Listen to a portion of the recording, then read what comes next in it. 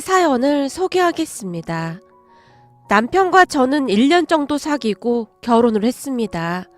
시어머니는 처음부터 저를 탐탁지 않아 했어요. 아니죠. 그냥 대놓고 싫어했다고 해도 과언이 아니겠네요. 제 앞에서 마구마구 막말을 일삼았거든요. 시어머니가 저를 싫어했던 가장 큰 이유는 부모님이 안 계시다는 이유였어요. 아주 오래전에 부모님이 돌아가셨기에 저는 할머니 손에 길러졌거든요.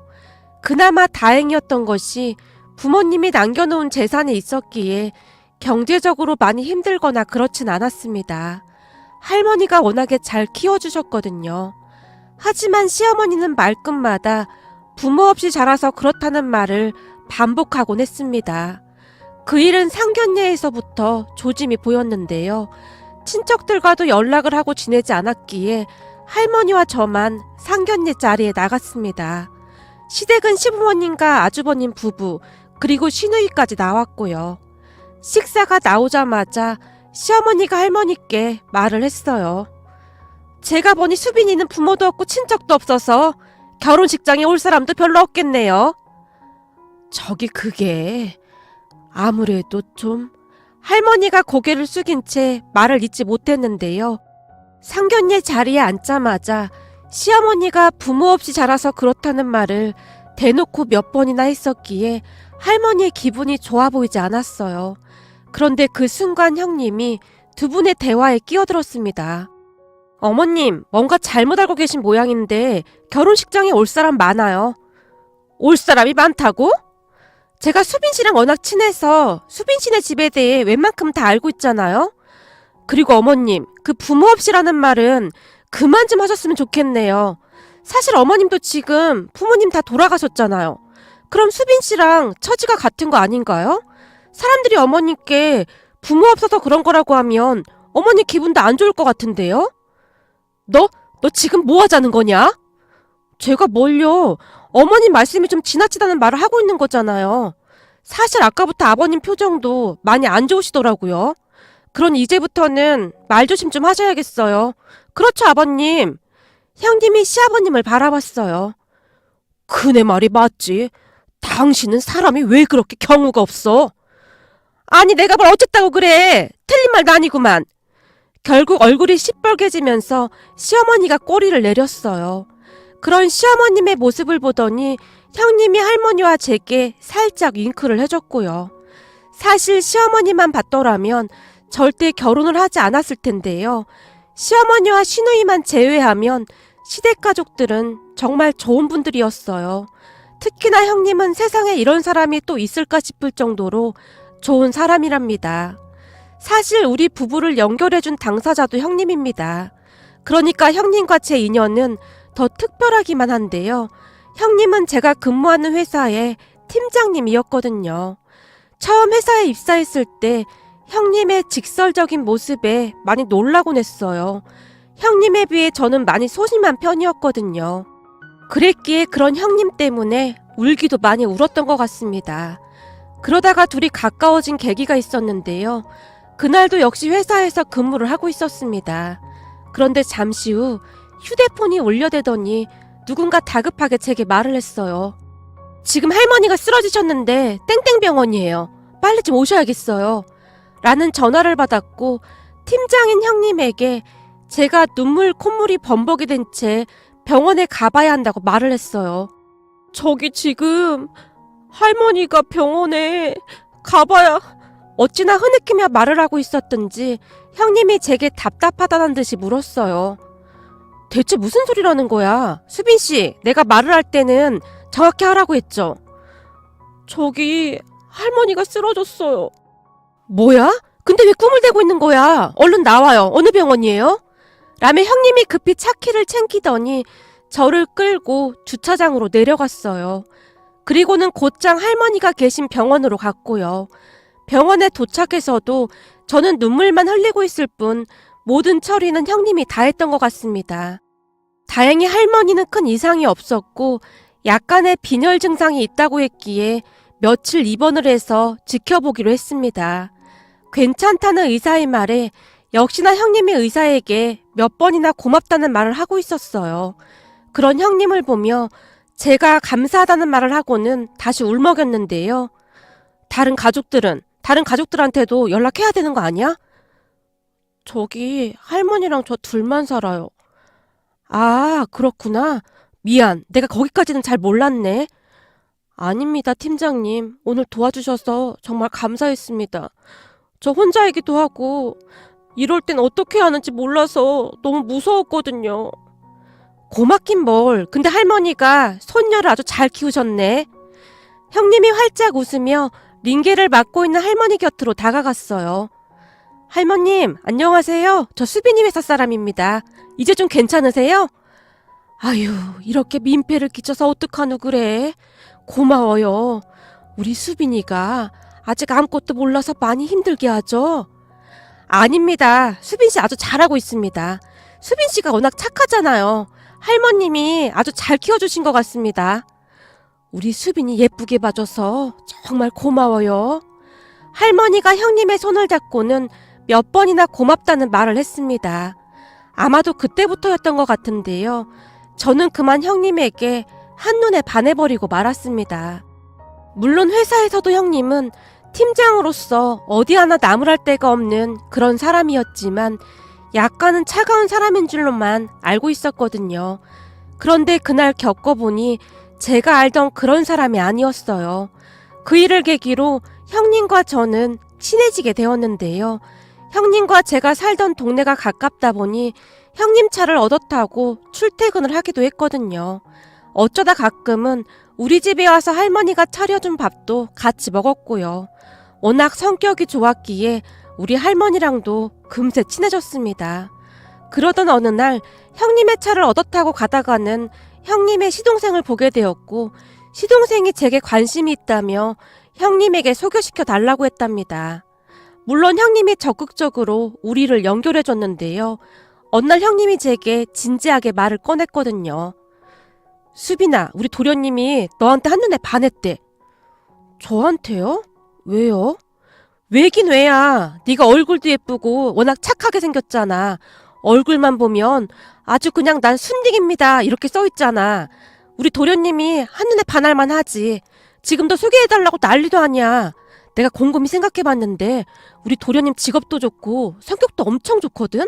수빈이 너랑 딱 어울릴 것 같아. 지금 회사에서 최대리가 너한테 자꾸 찝쩍대고 있지? 그걸 어떻게 하셨어요? 최대리가 그렇게 티를 내는데 내가 어떻게 모르겠어? 근데 그 최대리 인성이 아주 글러먹었거든? 그런 인간하고는 절대 엮이지 않는 게 좋아. 그니까 우리 도련님 한번 만나봐. 그래 앞으로 내가 네 가까이에서 챙겨줄 수 있지. 네? 그게 무슨 말씀이세요? 넌 너무 착해 빠져서 세상 물정을 몰라도 너무 몰라. 그래서 모성 본능을 자극한단 말이야. 수빈이 네가 내 동서가 되면 내가 평생 너를 지켜줄 수 있을 거 아니야. 형님이 토시 하나 틀리지 않고 그렇게 말을 했습니다. 제가 그 말을 정확히 기억하는 이유는 그날 제 마음이 심쿵했거든요. 팀장님, 저 지금 심장이 쿵 하고 내려앉았어요. 저 진짜 팀장님한테 반한 것 같아요. 팀장님이 남자였다면 바로 팀장님한테 취직 갔을 텐데. 야, 난 남자가 좋아. 우리 남편이 얼마나 잘생겼는 줄 알아? 농담이에요, 농담. 그럼 팀장님 시동생분 한번 만나볼게요. 정말이야? 그래, 알았어. 그럼 이번 주 토요일 날 시간 빼도. 형님의 말에 제가 고개를 끄덕였고 형님은 그저 좋아라 했습니다. 그런데 그게 제 인생의 신의 한 수가 될 줄 누가 알았겠습니까?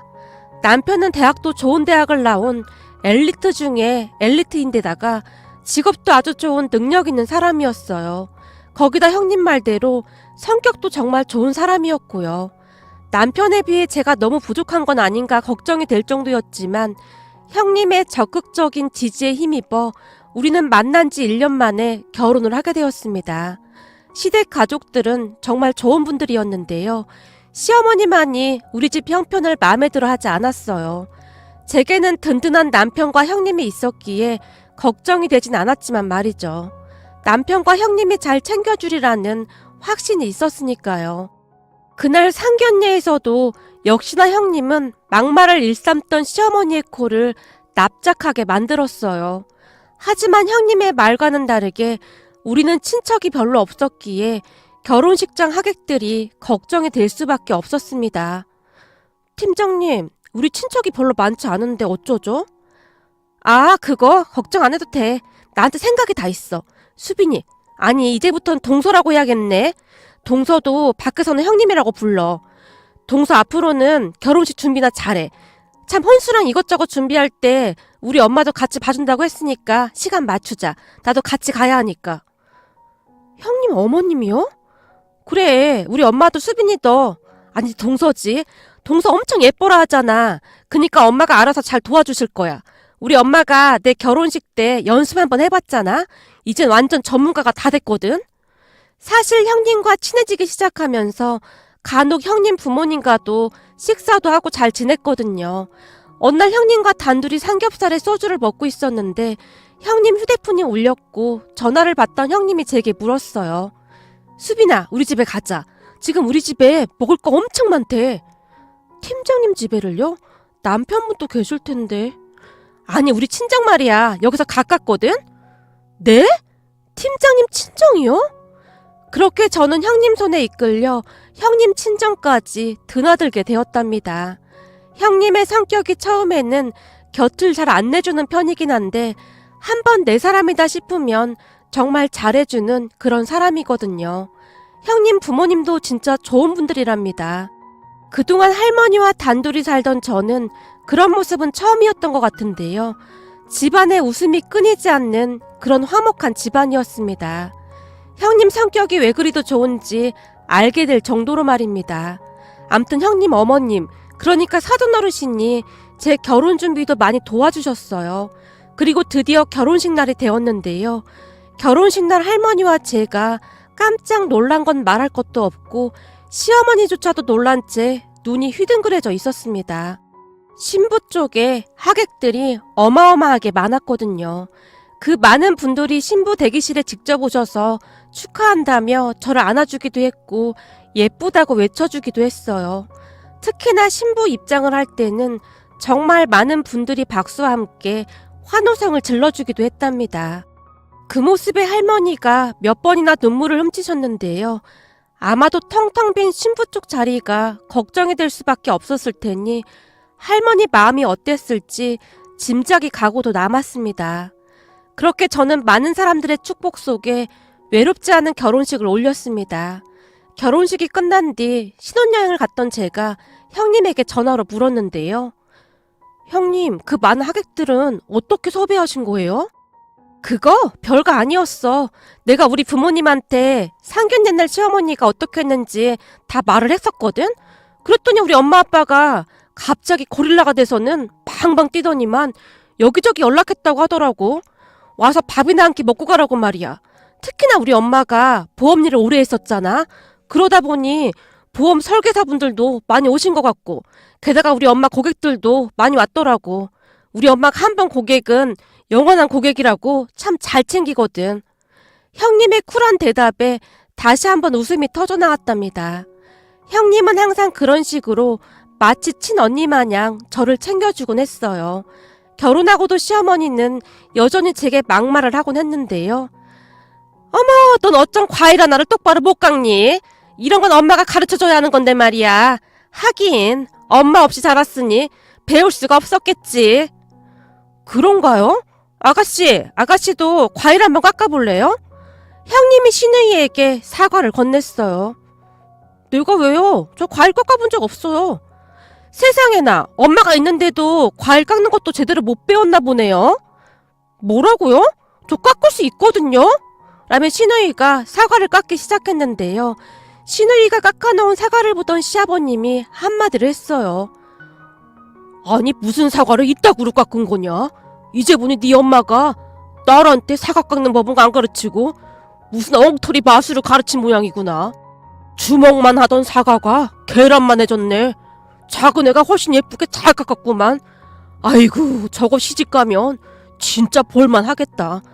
당신은 심술 좀 그만 부려. 그니까 얼굴에 심술만 덕지덕지 붙어있지. 당신 지금 애들 앞에서 뭐하는 거야? 내가 틀린 말 했어? 당신은 말이야, 큰애 말빨 절대 못 이겨. 그니까 그냥 조용히 입 다물고 깎아준 사과나 맛있게 먹어, 제발 좀. 라며 시아버님이 시어머님 몰래 한쪽 눈을 살짝 감더니 제게 잉크를 했어요.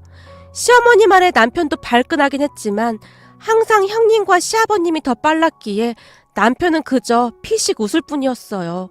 그렇게 가족들에게 한 소리를 들은 시어머니가 입이 대빨 나온 채 다시 말을 꺼냈어요.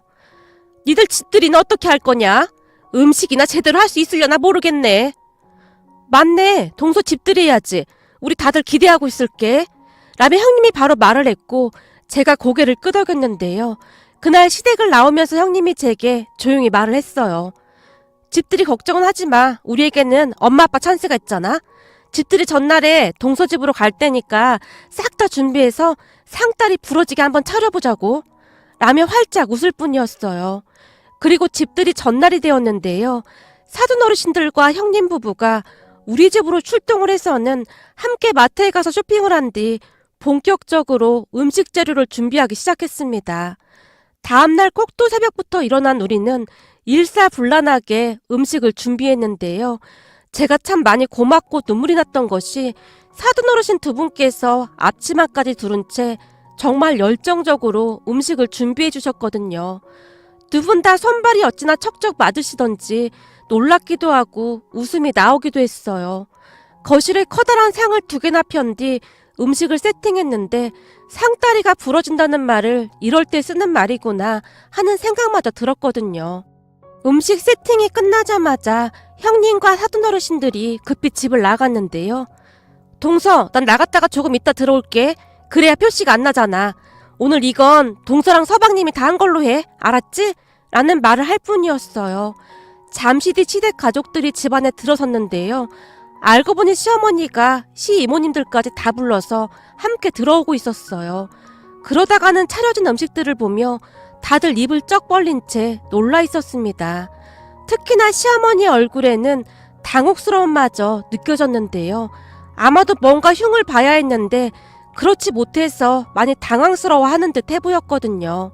형님은 항상 그렇듯 제 뒤에서 든든한 버팀목이 되어줬습니다. 친자매라고 해도 어려운 일일 텐데 항상 챙겨주는 형님에게 그저 고마울 뿐이었어요. 하지만 문제는 형님이 없을 때였는데요. 시어머니와 시누이는 형님이 없을 때마다 교묘하게 저를 괴롭히곤 했어요. 하루는 시어머니가 급히 시댁으로 오라고 해서 시댁으로 갔는데요. 집에는 시아버님도 안 계시고 시어머니 친구들과 시누이만 있었어요. 아마도 시어머니 친구분들이 왔으니 와서 수발을 들라고 부른 듯 했습니다. 그날은 남편도 외출을 하고 저 혼자 왔었기에 더욱 신이 난 듯 해보였어요. 문제는 시어머니 친구들도 시어머니와 다를 바가 없었는데요. 제가 시댁으로 들어서자마자 친구 한 분이 저를 가리키며 말했어요. 부모 없이 자랐다는 그 둘째 며느리구만. 그래 맞아. 역시 딸은 엄마가 잘 가르쳐서 보내야 하는데 할머니 밑에서 자라서 뭘 배웠겠어. 내가 가르칠 게 한두 가지가 아니라니까. 내가 우리 아들을 어떻게 키웠는데 하필이면 저런 애를 데리고 왔나 몰라. 나중에 쟤네 할머니가 아프기라도 하면 우리 아들이 책임져야 할 거 아니야. 그니까 결혼도 그냥 막 시키면 안 된다니까. 이래서 옛말에 집안을 보고 결혼시키라는 말이 있잖아. 거실에 앉아서 계속해서 제 뒷담화를 하고 있었어요. 거기다 시누이는 아주 당연하다는 듯이 제게 음식을 방으로 가지고 오라고 시켰는데요. 언니, 나 방에서 먹을 거니까 예쁘게 세팅해서 방으로 가져다 줘요. 예쁘게 세팅하고 그러는 거 못하는 거 아니죠? 그런 건 엄마 없이 자라도 감각이 있으면 다 하는 거잖아요? 라며 시어머니보다 한술 더 뜨며 명령하듯 말을 했어요. 그렇게 제가 음식을 가지고 시누이 방으로 들어갔는데요. 역시나 뭐라든지 다 못하는구나. 모르는 게 한두 가지가 아니네. 언니는 보기 좋은 떡이 먹기 좋다는 말도 몰라요? 참 볼품없게도 다 맞네요. 언니는 도대체 어디에 복이 있어서 우리 오빠 같은 남자를 만나 결혼을 했을까요? 솔직히 언니 완전 땡 잡은 거잖아요? 아가씨, 말이 좀 지나친 것 같은데요? 제가 언짢은 표정으로 시누이를 바라봤어요. 지나치긴 뭐가 지나쳐요? 내가 틀린 말 한 거 없잖아요? 진짜 짜증나서 못 먹겠네. 엄마! 엄마! 시누이가 시어머니를 불러댔어요. 왜 불러? 아니 새언니가 나한테 말이 지나치다는데 감히 시누이한테 그런 말을 그냥 막 해도 되는 거야? 우리 딸이 뭐라고 했는데 지나치다고 한 거니? 시어머니가 저를 노려보고 있었는데요. 아니 내가 말한 거라고는 우리 오빠 만나서 팔자 고쳤다 그렇게 말한 거밖에 없어. 그게 틀린 말도 아니잖아. 맞네. 우리 딸 말에 틀린 말도 아니구만. 뭘 그렇게 나를 세우는 거냐. 요즘 다른 가족들이 다 감싸주니까 네가 아주 천지분간을 모르고 날뛰는구나. 이래서 부모 없다고 하면 다들 색안경부터 끼고 보는 거야. 봐봐, 별것도 아닌데 자격지심만 쩔어서는 발끈하잖아. 더러워서 안 먹을 테니까 이거 가지고 나가요. 신우이가 쟁반을 세게 밀어버리는 바람에 탁자에 놓여있던 쟁반과 음식들이 바닥으로 쏟아지고 말았어요. 암튼 이래서 며느리를 데리고 올 때는 멀쩡한 집에서 잘 자란 애로 데리고 와야 해. 뭘 그렇게 멀뚱멀뚱 서 있어. 바닥에 떨어진 거 치우지 않고. 시어머니와 시누이가 한껏 비웃으며 저를 바라보고 있었어요. 어머님, 제가 떨어뜨린 것도 아니고 아가씨가 그런 건데 이런 거 직접 치워야 하는 거 아닌가요? 아가씨가 떨어뜨렸으니까 직접 치우세요. 뭐가 어쩌고 어째? 네가 뭔데 우리 귀한 딸한테 이딴 걸 시키고 난리야? 어디서 들어와도 이런 제수탱이가 들어와서는. 시어머니가 계속해서 막말을 하고 있었고 더 이상 듣고 있을 수가 없었기에 제가 급히 그곳을 나와버렸어요. 집으로 돌아가는 길에 정말이지 너무나 서럽고 눈물이 날 것 같았지만 그냥 홀로 삼키기로 다짐하고는 꾹 참았습니다. 우리 할머니를 위해서라도 강한 모습을 보이고 싶었으니까요. 그러던 어느 날 시누이가 사귀던 남자와 결혼을 한다고 했습니다. 그 누구보다도 시누이의 성격을 잘 알고 있던 형님이 고개를 절레절레 흔들었는데요. 저 성격에 잘 살지 모르겠네. 아가씨 너무 아나무인이거든. 그리고 아가씨가 술고래야 술고래. 술고래요? 술을 잘 마셔요? 아니지. 잘 마시지는 못하면서 술만 마시면 술주정을 하니까 문제지. 진짜요? 근데 저는 아가씨 술 취한 모습 한 번도 못 본 것 같은데요? 아버님이 한 번만 더 술주정하는 모습 보이는 날에는 집에서 내 쫓는다고 해서 눈치 보고 있는 건데 이 술이라는 게 쉽게 끊지 못하는 거거든.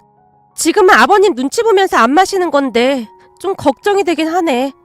형님이 걱정스레 말을 하긴 했지만 저는 시누이가 술 취한 모습을 본 적이 없었기에 대수롭지 않게 생각하고 말았는데요. 형님의 우려가 현실이 될 줄 누가 알았겠습니까? 시누이가 결혼을 하고 한 5개월쯤이 지났을까요?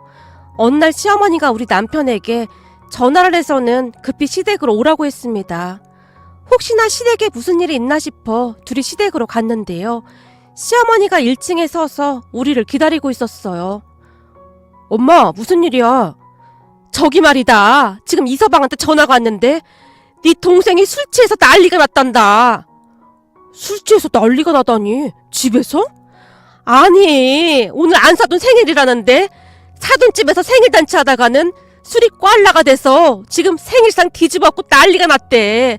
네 아버지 알면 네 동생 제명에 못 사니까 니들이 좀 가봐. 미치겠구만. 집에서 하던 짓을 시댁에서 똑같이 하면 어쩌라는 거야. 아니 근데 내내 괜찮았었잖아. 그거야 네 아버지 무서워서 그런 거고 시간 없어. 얼른 가봐. 근데 우리만 가라고? 엄마도 가야지. 야, 내가 거길 어디라고 얼굴 두고 들어가냐? 이런 개망신이 어딨어 그래. 안 봐도 눈에 훤한데 창피해서 거길 어떻게 들어가냐? 결국 우리가 시누이 시댁으로 급히 갔는데요. 거실에 들어서던 우리는 두 눈을 의심할 수밖에 없었습니다.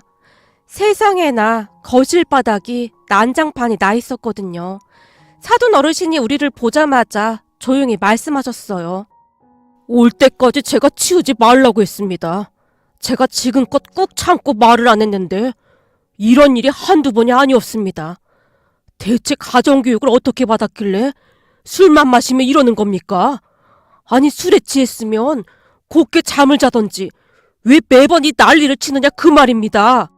아마도 한두 번이 아니었기에 사돈 어르신도 거의 포기 상태인 듯 해보였어요. 그런데 시누이가 보이질 않았기에 남편과 제가 두리번거리고 있었는데요. 거기 화장실 한번 들어가 보세요. 아주 가관도 아닙니다.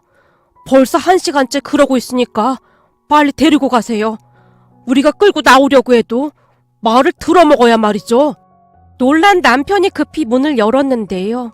시누이가 그 안에서 거울을 보고는 뭐라고 중얼중얼거리며 허공에 주먹까지 마구마구 휘두르고 있었어요. 야, 나 무시하지 마 이것들아. 내가 누군지 알아? 이거 확 그냥. 그리고는 다시 한번 거울에 비친 자신의 얼굴을 보더니 야, 삐리야, 못생겨가지고 멋져 봐. 막 욕을 하다가 웃기도 하다가 정말 말 그대로 혼자 생쇼를 하고 있더라고요. 거기다 꼴도 말이 아니었는데요. 도대체 무슨 일이 있었던 것인지 머리에는 잡채 당면이 주렁주렁 매달려 있었고 얼굴 여기저기가 음식 범벅이었어요. 놀란 우리가 신우이를 잡아 끌었지만 힘이 어찌나 세던지 꿈쩍도 안 했는데요. 우리한테 듣도 보도 못한 욕설을 하기 시작했습니다. 나중에 알게 된 사실인데 바깥 사돈 어르신이 신우이에게 술을 그만 마시라고 한 모양인데 그 말을 듣고는 거실에 차려진 밥상을 들러 엎어버렸다고 하네요. 그렇게 우리는 신우이의 양팔과 다리를 잡고 질질 끌다시피 해서 집으로 데리고 왔는데요. 결국 고모부가 더 이상 못 참겠다며 이혼하자고 통보를 해왔는데 신우이는 술주정을 한 적이 없다며 팔짝팔짝 뛰고 난리가 났다고 하네요. 그런데 바깥 사돈 어르신이 그날 신우이의 행동을 다 촬영해놨다고 하더라고요. 그리고 그 영상을 시아버님께 고스란히 보냈고 말이죠. 그 바람에 시아버님이 이성을 잃고 말았는데요. 바깥 사돈 어르신께 몇 번이나 사과를 드렸는지 모르겠습니다. 하지만 고모부도 더 이상 무서워서 같이 못 살겠다고 하면서 계속해서 이혼을 통보해왔어요. 어차피 5개월밖에 살지 않아서 재산 분할 같은 것도 할 것도 없다면서 강력하게 이혼을 요구해왔기에 결국 신우이는 하루아침에 이혼을 당했습니다. 그 모습을 보며 우리 남편이 시어머니에게 한마디를 했는데요. 맨날 우리 집사람한테 부모 없이 자랐다고 무시하더니 저게 인간이야? 어떻게 시어머니 생신상을 엎어버릴 수가 있어? 엄마한테 가정교육을 어떻게 받았길래 저럴 수가 있는 거냐고. 아니 술 좀 그만 마시라고 했다고 시어머니 생신상을 엎어버려? 엄마가 우리 집사람한테 한 것처럼 했으면 집안이 아주 아작났겠네. 그니까 엄마 우리 집사람한테 잘해. 그리고 엄마 창피한 줄 좀 알아. 넌 지금 불난 집에 부채질하냐? 엄마가 그날 그 꼬라지를 못 봐서 그래. 진짜 내가 다시 직겁했다니까. 그랬으니 사돈 어르신들은 얼마나 놀랬겠어? 아니 술을 처먹었으면 곱게 잠을 쳐 자던지 하던가. 욕실 거울하고 왜 싸움을 하고 난리야 난리가. 그것도 머리에 잡채까지 주렁주렁 매달고는. 남편의 말에 시어머님 얼굴이 울그락불그락 해져 있었지만 딱히 별다른 말은 하지도 못한 채 땅이 꺼져라 한숨만 내쉬고 있었어요. 그러던 어느 날 시어머니 입에서 또다시 부모 없이 자라서라는 말이 습관처럼 튀어나왔는데요. 머리 끝까지 화가 난 시아버님이 시어머니를 내쫓아버렸습니다. 현재까지도 시어머니는 시이모님 집에 얹혀 살고 계신데요. 시아버님의 마음이 쉽사리 변할 것 같지가 않네요. 부모 없이 자랐다고 그렇게 구박을 해대더니 이게 무슨 일인가 싶기만 합니다. 마지막으로 항상 든든한 울타리가 되어주는 우리 형님과 사돈 어르신들께 감사 말씀 드리고 싶습니다. 항상 보답하며 잘 살아가겠습니다. 오늘의 사연은 여기까지였습니다. 즐겁게 보셨다면 구독, 좋아요 부탁드립니다. 고맙습니다.